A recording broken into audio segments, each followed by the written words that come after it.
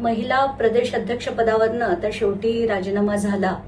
हा काही स्वतःहून दिलेला राजीनामा नाहीये, हा जबरदस्तीने घेतला गेलेला राजीनामा आहे.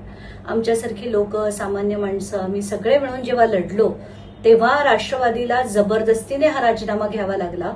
मुख्यमंत्र्यांच्या निर्देशानंतर त्यांनी आयोगाचा राजीनामा दिला आणि काही ना जनाची ना मनाची कसलीही लाज न बाळगता इतके दिवस ते त्या पदावर राहिल्या आणि शेवटी आता फारच आक्रोश झाल्यानंतर शेवटी हा राजीनामा घेतला गेला. खरं तर मला सुनेत्रा पवारांकडनं अपेक्षा होती की त्या राजीनामा लवकरात लवकर घेतील, पण तसं देखील झालेलं नाहीये.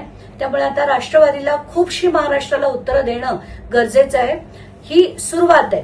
आता त्यांच्यावर FIR झाला पाहिजे, त्यांच्यावर त्याची कारवाई झाली पाहिजे, कारण त्यांनी अनेक पीडितांना त्रास दिला, अनेक लोकांना त्रास दिला, पत्रकारांना धमकवलं, या सगळ्या गोष्टी बाहेर आल्या. त्यामुळे यांच्यावर कारवाई नक्कीच झाली पाहिजे. तर पहिलं FIR आणि मग कारवाई हीच अपेक्षा आता आम्ही करतो.